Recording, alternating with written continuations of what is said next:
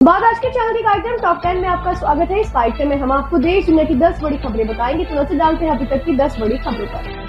असम के मुख्यमंत्री हिमंत बिस्वा शर्मा ने बुधवार को दावा किया कि राज्य में मुस्लिम समुदाय की आबादी यदि मौजूदा दर से बढ़ती रही तो 2041 तक इनकी संख्या करीब हिंदुओं के बराबर हो जाएगी। कैबिनेट की बैठक के बाद मीडिया से बातचीत में शर्मा ने दावा किया कि 2011 की जनगणना के मुताबिक करीब 34% मुसलमानों में से 31% वे हैं जो पहले ही बाहर से राज्य में आकर बस गए हैं। यहाँ पूछे जाने पर कि क्या आने वाले कुछ वर्षों में असम में असमिया मूल के लोग अल्पसंख्यक बन जाएंगे, तो उन्होंने कहा यह मेरा नजरिया नहीं है, यह तो बस जनगणना का परिणाम है। 2011 की जनगणना के अनुसार आज असम की 34% आबादी मुस्लिम है।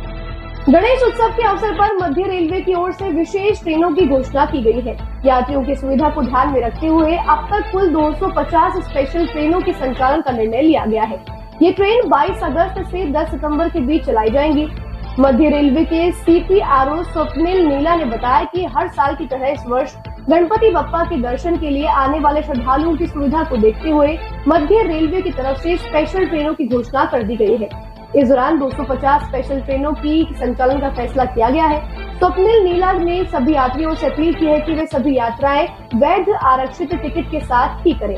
रेलवे की तरफ से यात्रियों की सुरक्षा और सुविधा सुनिश्चित करने के लिए सभी आवश्यक उपाय किए गए हैं। हम सभी से अनुरोध करते हैं कि बप्पा का यह उत्सव शांति और सुरक्षा के साथ मनाया जाए। तेजस्वी ने एनडीए पर संविधान को खत्म करने और राजशाही लाने का बड़ा आरोप लगाते हुए विधानसभा चुनाव को बॉयकॉट करने का संकेत दिया है। उन्होंने कहा जब चुनाव ईमानदारी से नहीं होगा तब भारतीय जनता पार्टी के दिए वोटर लिस्ट पर चुनाव होगा, तो ऐसे चुनाव का क्या मतलब निकलने वाला है। चुनाव आयोग मौजूदा सरकार का कार्यकाल बढ़ा दे, वे खुलकर नंगापन कर रहे हैं, बेईमानी कर रहे हैं। ऐसे में चुनाव कराने का क्या मतलब है। मौजूदा सरकार का ही कार्यकाल बढ़ा दिया जाए, ऐसे में लोकतंत्र नहीं बचता है। एक तरफ सत्ताधारी लोग लोकतंत्र को खत्म करने की कोशिश कर रहे हैं, वहीं दूसरी ओर हम लोकतंत्र को बचाने में जुटे हुए हैं। नरेंद्र मोदी यूनाइटेड किंगडम पहुंच गए हैं। वह 2 दिन की आधिकारिक यात्रा पर हैं। यहां उनकी मौजूदगी में भारत और ब्रिटेन के बीच मुक्त व्यापार समझौते पर हस्ताक्षर होंगे। इस यात्रा के दौरान पीएम मोदी किंग चार्ल्स तृतीय और अपने ब्रिटिश समकक्ष कीर स्टारमर से मुलाकात करेंगे। यात्रा के दौरान दोनों देश व्यापक रणनीतिक साझेदारी की प्रगति पर भी चर्चा करेंगे और इसमें व्यापार, अर्थव्यवस्था, तकनीक, आविष्कार, सुरक्षा, जलवायु परिवर्तन, स्वास्थ्य, शिक्षा और लोगों को बेहतर से बेहतर संबंधों को बेहतर बनाने पर चर्चा की जाएगी। पदभार ग्रहण करने के बाद से ही यह प्रधानमंत्री की ब्रिटेन की चौथी यात्रा है। उत्तराखंड के 12 जिलों में होने वाले त्रिस्तरीय पंचायत चुनाव के पहले चरण का मतदान आज होगा। 26 लाख से अधिक मतदाता 17,829 प्रत्याशियों के भाग्य को फैसला करेंगे। राज्य निर्वाचन आयुक्त सुशील कुमार ने बताया कि सभी पोलिंग पार्टियां बुधवार की देर शाम तक गंतव्य पर पहुंच गई हैं। गढ़वाल मंडल के 6 जिलों के 26 और कुमाऊं मंडल के 6 जिलों के 23 विकास खंडों में पहले चरण का मतदान होगा। 5,823 पोलिंग बूथ पर 26 लाख से अधिक मतदाता अपने मताधिकार का प्रयोग करेंगे। चुनाव के लिए बुधवार को 5,318 पोलिंग पार्टियों को रवाना कर दिया गया है।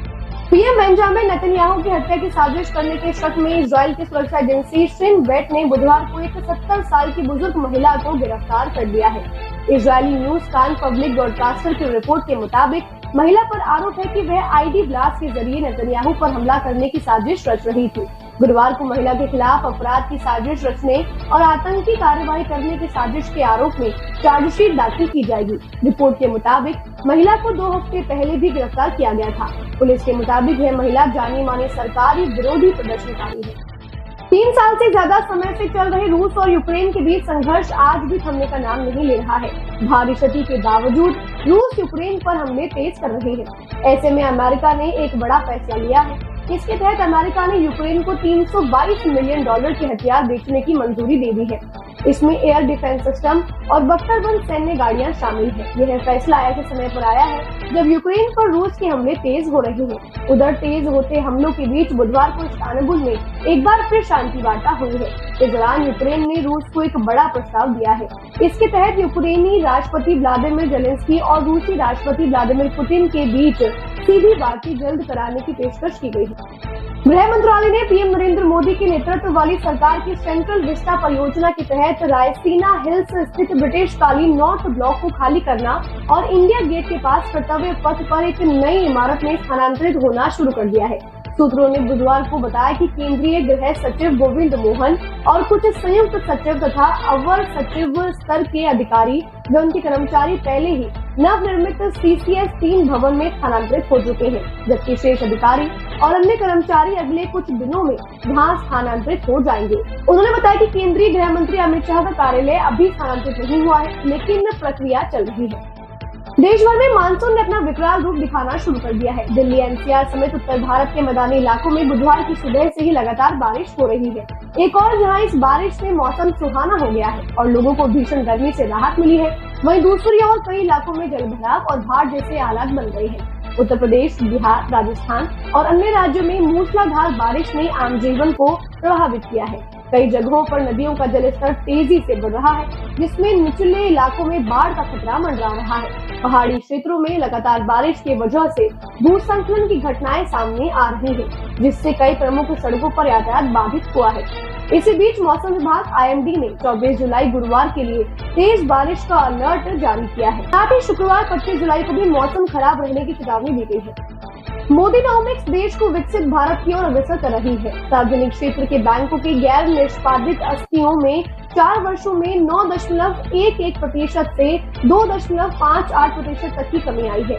इस पर प्रतिक्रिया देते हुए भाजपा नेता गौरव वल्लभ ने कहा कि मोदीनॉमिक्स देश को 2047 में विकसित भारत की ओर अग्रसर कर रही है। उन्होंने IANS से बातचीत के दौरान कहा कि UPA काल के दौरान बैंकिंग प्रणाली में व्यापक भ्रष्टाचार था। जब इसे जड़ से उखाड़ कर फेंक दिया गया तो हम NPA में गिरावट के परिणाम दिखने लगेंगे। आज भारत उच्च विकास और निम्न मुद्रास्फीति के स्तंभों पर खड़ा है। अब एक महत्वपूर्ण तीसरा तत्व जुड़ गया है, निम्न NPA।